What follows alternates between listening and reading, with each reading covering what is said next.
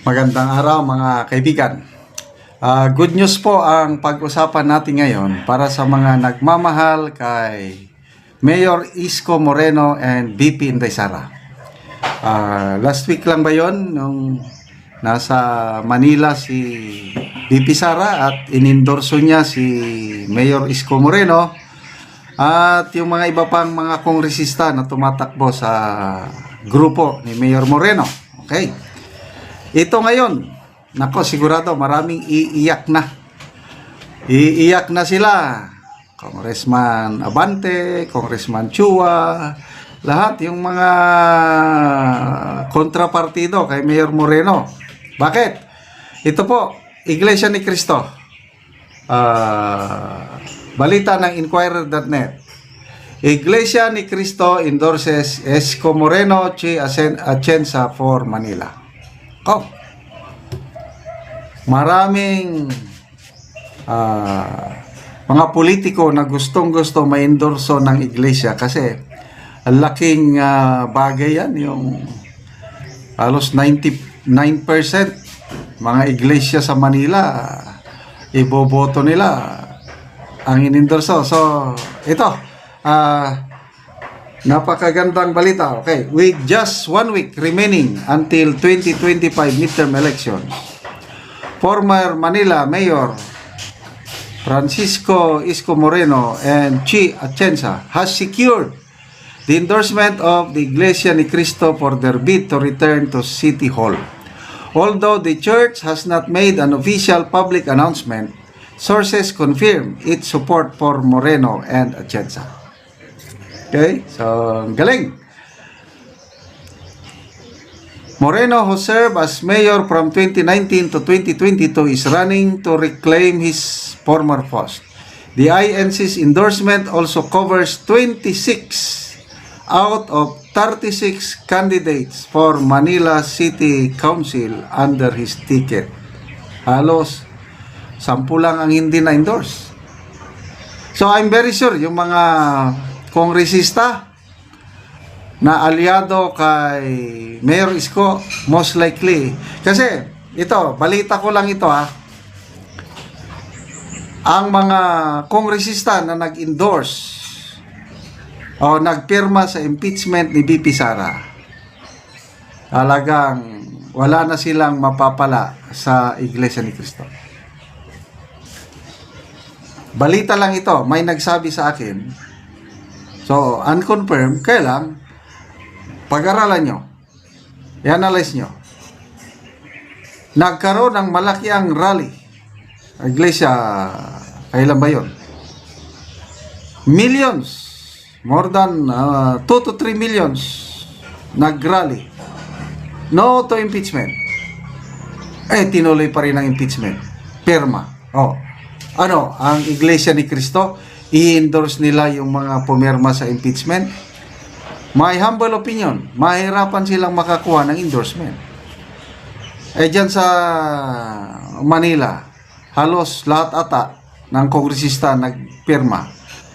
So, my opinion, itong mga kongresista na kalaban ni na Congressman Chua, Abante at iba pa, most likely sila ang makakakuha ng endorsement ng iglesia. Yun ang tingin ko. Kaya iiyak ng mayan. Okay, results ng survey.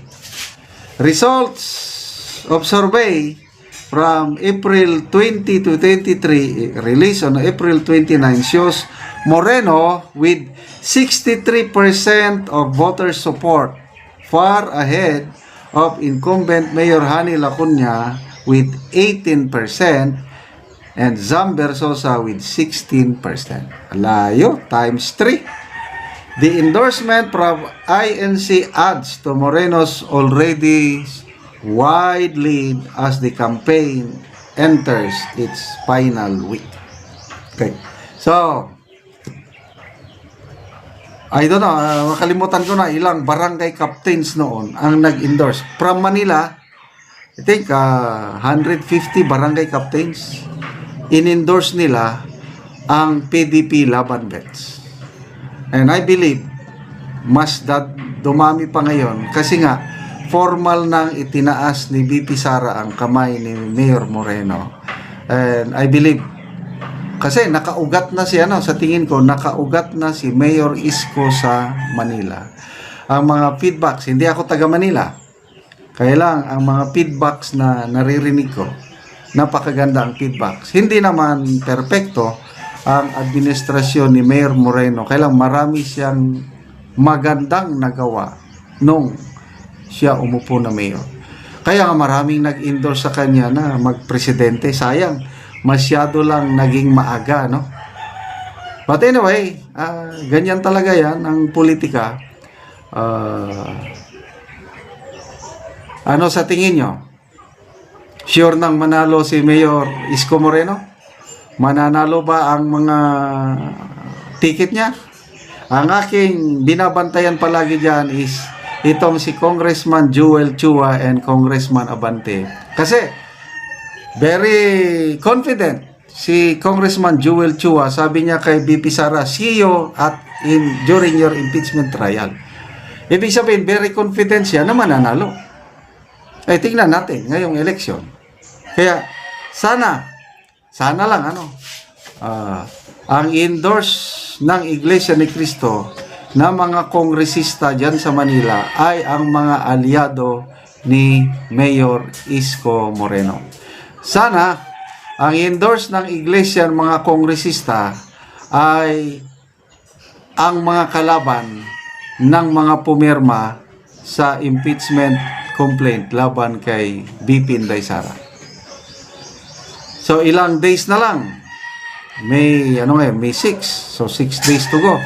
In a few days from now, malalaman na natin yung official announcement ng Iglesia sa senatorial. And I'm very sure Congressman Marcoleta endorse nila. So sino pa kaya? Sana madami-dami ang endorse nila galing sa Duterte. Sana ma-endorse nila at least 6. 6, ano? So I don't know kung sino.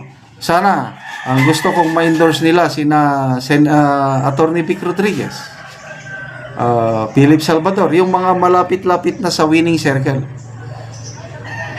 Kailangan natin na maraming senador na pro-Duterte ang manalo para maproteksyonan, para ma-ensure na malulusutan ni BP Sara ang kanyang impeachment trial. So, Duterte, made up na kami, Duterte plus 2. Marami na kaming na-distribute na sample ballots, mga abot na ng mga 4,000 plus sample ballots, Duterte plus 2, Camille Villar and Aimee Marcos.